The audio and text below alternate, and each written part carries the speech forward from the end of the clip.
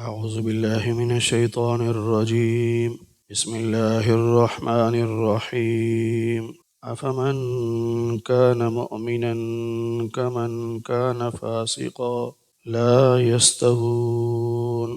أما الذين آمنوا وعملوا الصالحات فلهم جنات المأوى نزلا بما كانوا يعملون. صدق الله العظيم. اللهم صل على محمد وعلى آل محمد كما صليت على إبراهيم وعلى آل إبراهيم إنك حميد مجيد. اللهم بارك على محمد وعلى آل محمد كما باركت على إبراهيم وعلى آل إبراهيم إنك حميد مجيد. 21ویں پارے کا 15واں رکوع سورہ سجدہ کی آیت نمبر 18 سے درس کا آغاز ہو رہا ہے۔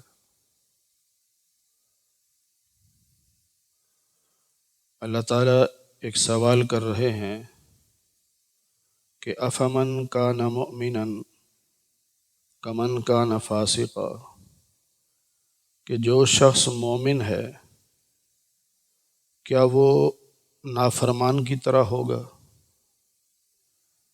یعنی دنیا میں ایک شخص مومن ہے، اللہ کی بات مانتا ہے، فرما برداری کرتا ہے، اور ایک دوسرا شخص ہے جو نافرمان ہے، تو کیا قیامت کے دن دونوں برابر ہو جائیں گے؟ لا یستوون، یہ دونوں برابر نہیں ہو سکتے۔ دونوں میں فرق کیا ہوگا؟ اما الذین آمنوا وعملوا الصالحات، جو لوگ ایمان لائے اور جنہوں نے نیک عمل کیے، یعنی جن کا عقیدہ صحیح اور عمل سنت کے مطابق، فلہم جنات المأوى، ان کا ٹھکانہ جنت ہوگا، نزلا بما كانوا يعملون، اور جنت میں ان کی مہمانی کی جائے گی ان کے اعمال کی وجہ سے۔ دنیا میں نیک عمل کیے تو جنت میں اللہ تعالیٰ ان کی مہمانی فرمائیں گے، اللہ میزبان ہوگا، یہ مہمان ہوں گے۔ وَأَمَّا الَّذِينَ فَسَقُوا، اور جو نافرمان لوگ ہیں، فَمَأْوَاهُمُ النَّارُ، ان کا ٹھکانہ جہنم ہوگا۔ تو یہ جو اللہ نے فرمایا نا کہ دونوں برابر نہیں، تو دونوں میں فرق بتا رہے ہیں کہ مومن کا ٹھکانہ جنت ہے اور نافرمان کا ٹھکانہ جہنم ہے۔ پھر مومن کی مہمانی ہو رہی ہے، اور جو نافرمان ہے یہ جہنم سے نکلنے کا جب بھی ارادہ کرے گا تو اعیدوا فیہا، اسی میں اس کو لوٹا دیا جائے گا، یعنی فرشتے نکلنے نہیں دیں گے جہنم سے، اور انہیں کہا جائے گا ذوقوا عذاب النار الذی کنتم بہ تکذبون، جس جہنم کا تم انکار کرتے تھے نا، اب اس جہنم کی آگ کا مزہ چکھو۔ وَلَنُذِيقَنَّهُم مِّنَ الْعَذَابِ الْأَدْنَىٰ، اور ہم دنیا میں بھی عذاب دے دیتے ہیں، لیکن لازمی نہیں ہے دنیا کا عذاب۔ کبھی کبھی اللہ تعالیٰ دکھانے کے لیے کہ باقی لوگوں کو نصیحت ہو جائے تو بعض کافروں کو عذاب دے دیتے ہیں، اور آخرت کا عذاب تو بڑا سخت ہوگا، وہ تو ہونا ہی ہونا ہے، لیکن دنیا کا عذاب کبھی ہوتا ہے کبھی نہیں، اور دنیا کا عذاب کا مقصد لعلہم یرجعون، کہ شاید یہ رجوع کر لیں، کہ عذاب سے ڈر جائیں اور پھر ایمان لے آئیں۔ وَمَنْ أَظْلَمُ مِمَّنْ ذُكِّرَ بِآيَاتِ رَبِّهِ، بہت بڑا ظالم ہے وہ شخص جس کے سامنے اس کے رب کی آیات کا ذکر کیا جائے، تلاوت کی جائے، پڑھا جائے، اور وہ اس سے منہ پھیر لے۔ اللہ کا قرآن اسے سنایا جائے اور وہ منہ پھیر لے، بہت بڑا ظالم ہے یہ شخص۔ انا من المجرمین منتقمون، ایسے مجرموں سے ہم انتقام لیں گے، بدلہ لیں گے ہم، کہ تم نے ہماری بات نہیں مانی تو آج ہم بدلہ لے رہے ہیں۔ جس طرح 16ویں پارے میں ہم پڑھ چکے کہ جو شخص اللہ کے قرآن سے منہ پھیر لے گا، وَنَحْشُرُهُ يَوْمَ الْقِيَامَةِ أَعْمَى، ہم قیامت کے دن اس کو اندھا کر کے اٹھائیں گے۔ اب وہ کہے گا کہ رب لِمَ حَشَرْتَنِي أَعْمَى، اللہ مجھے اندھا کیوں کیا، میں تو دنیا میں آنکھوں والا تھا۔ اللہ کیا فرماتے ہیں، بدلہ لیا نا، تو دنیا میں ہمارے قرآن سے اندھا ہو گیا تھا، آج ہم نے تجھے اندھا کر دیا، بدلہ لیا۔ وَلَقَدْ آتَيْنَا مُوسَى الْكِتَابَ، ہم نے موسیٰ علیہ السلام کو کتاب دی۔ فَلَا تَكُنْ فِي مِرْيَةٍ مِّن لِقَائِهِ، اسی طرح آپ کو بھی کتاب دی ہے قرآن مجید، تو آپ اس کتاب کے ملنے کے بارے میں شک میں نہ پڑیں۔ قرآن اللہ کی کتاب ہے، شک نہ کریں۔ جس طرح اللہ نے موسیٰ علیہ السلام کو تورات دی تھی، اسی طرح اللہ نے آپ کو قرآن مجید دیا۔ اور ایک مطلب اس کا یہ ہے کہ موسیٰ علیہ السلام سے آپ کی ملاقات ہوگی معراج کے سفر میں، اس ملاقات کے بارے میں آپ شک نہ کریں۔ بعض لوگ شک کرتے ہیں نا کہ پتہ نہیں ہوئی ہے ملاقات کہ نہیں ہوئی، پھر بعض مذاق اڑاتے ہیں، کہتے ہیں جی نبی علیہ السلام نے فرمایا کہ جب میں جا رہا تھا تو موسیٰ کی قبر کے پاس سے گزرا تو دیکھا کہ وہ قبر میں کھڑے نماز پڑھ رہے ہیں۔ کہنے لگے پھر آگے پہنچے تو دیکھا مسجد اقصی میں کھڑے ہیں۔ پھر جب میں چھٹے آسمان پہ گیا تو دیکھا موسیٰ وہاں کھڑے ہیں۔ اب بعض لوگ یہ مذاق اڑاتے ہیں، بھئی تینوں جگہ تھے موسیٰ علیہ السلام۔ بھائی جس طرح اللہ اپنے نبی کو پہنچا رہا ہے، اسی طرح اللہ موسیٰ علیہ السلام کو ان سے پہلے پہنچا دیتا، تو اس میں کون سا شک والی بات ہے؟ اور پھر اللہ کے نبی جب فرما دیں تو پھر شک کی گنجائش نہیں رہتی۔ اس لیے اللہ فرما رہے ہیں فَلَا تَكُنْ فِي مِرْيَةٍ مِّن لِقَائِهِ، موسیٰ علیہ السلام کی ملاقات کے بارے میں شک میں نہ پڑنا۔ وَجَعَلْنَاهُ هُدًى لِبَنِي إِسْرَائِيلَ، اور پھر ہم نے موسیٰ کو جو کتاب دی تھی، اس کتاب کو ہم نے بنی اسرائیل کے لیے ہدایت کا ذریعہ بنایا۔ جس طرح قرآن مجید ہدایت کا ذریعہ ہے، ہدی للمتقین، اسی طرح تورات بھی ہدایت کا ذریعہ تھی۔ وجعلنا منہم ائمة، پھر ہم نے بنی اسرائیل میں امام بنائے، لیڈر، رہنما، پیشوا، یعنی انبیاء بنائے۔ 1.25 نبیوں میں سے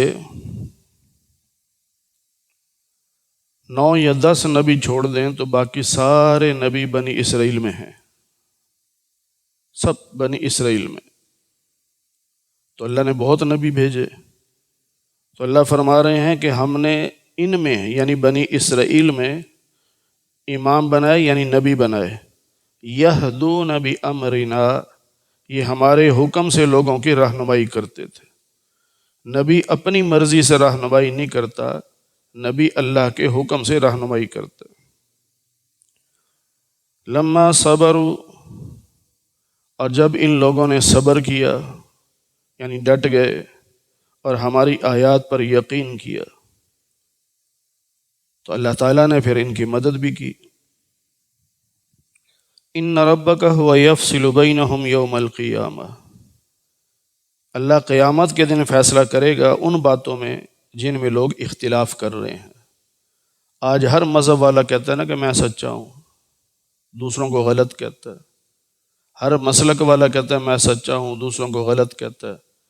اللہ فرما رہے ہیں قیامت کے دن میں فیصلہ کروں گا کہ کون حق پہ تھا، کون باطل پہ تھا۔ اولم یہد لہم کم اہلکنا من قبلہم من القرون، کیا انہیں یہ رہنمائی نہیں پہنچی کہ ان سے پہلے کتنی قومیں تھیں جن کو ہم نے ہلاک کیا؟ یعنی تم نے خود پڑھا بھی ہے، ہم نے 8ویں پارے میں پڑھا، 12ویں میں پڑھا، 14ویں میں بھی پڑھا ہے، پھر 19ویں پارے میں بھی پڑھا ہے، مختلف قوموں کے حالات پڑھے ہیں۔ اللہ نے ان قوموں کو ہلاک کیا۔ یمشون فی مساکنہم، اور یہ آج انہی کے مکانوں میں رہ رہے ہیں۔ یعنی مکہ والے دیکھ لیں، جہاں یہ رہ رہے ہیں پہلے اور قومیں رہتی تھیں، یا جس طرح ہم رہ رہے ہیں تو یہاں پہلے کوئی اور آباد تھا، تو وہ دنیا سے چلے گئے، ہم آ گئے، اگلی صدی میں ہم بھی نہیں ہوں گے، کوئی اور ہوگا۔ تو اللہ کہہ رہے ہیں کیا ان کو یہ خبر نہیں پہنچی کہ ہم نے کتنی قوموں کو ہلاک کیا؟ ان فی ذلک لآیات، ان قوموں کے حالات کو اگر پڑھیں تو ان میں اللہ کی قدرت کی نشانیاں ہیں۔ جس طرح قوم نوح تھی، 910 سال تبلیغ کی سیدنا نوح علیہ السلام نے، 80 یا 82 لوگ ایمان لائے۔ اللہ نے فرمایا کشتی میں سوار کر لو ان کو۔ اب وہ کشتی میں سوار ہیں، باقی سارے باہر پانی میں ہیں۔ جو کشتی میں سوار ہوا وہ بچ گیا، باقی ہلاک ہو گئے۔ تو یہ اللہ کی قدرت ہے نا۔ پھر قوم عاد آئی، چند لوگ ایمان لائے۔ پھر اللہ تعالیٰ نے ہود علیہ السلام سے فرمایا، جو ان کے نبی تھے، کہ میدانی علاقہ ہے، ہوا کا طوفان آئے گا، عذاب ہوا کے ذریعے آئے گا، تو آپ ایمان والوں کو ایک جگہ بٹھا لیں اور دائرہ کھینچ دیں اور ان کو بتا دیں کہ یہاں سے باہر نہیں نکلنا۔ تو وہ جہاں بیٹھے دائرہ لگا لیا۔ اب ان کو نظر آ رہا ہے کہ پیچھے سے تیز ہوا آ رہی ہے، درختوں کو اکھاڑ رہی ہے، بندوں کو ہوا میں اچھال رہی ہے، چھتوں کو گرا رہی ہے، لیکن دائرے کے پاس پہنچتی ہے آہستہ ہو جاتی ہے، دائرہ کراس کرتی ہے پھر تیز ہو جاتی ہے۔ تو اللہ کہتے ہیں کبھی غور کرو نا، تو یہ اللہ کی قدرت کی نشانیاں ہیں، کیونکہ اللہ کے حکم کے تابع ہے نا ہر چیز۔ اللہ چاہے تو ایک ہی ہوا سے کچھ کو ہلاک کرے اور کچھ کو بجا لے، یہ اللہ کی قدرت ہے۔ افلا یسمعون، کیا یہ لوگ سنتے نہیں؟ اولم یروا انا نسوق الماء، کیا یہ لوگ دیکھتے نہیں کہ ہم پانی کو برساتے ہیں یا ہم پانی کو پہنچاتے ہیں خشک زمین کی طرف؟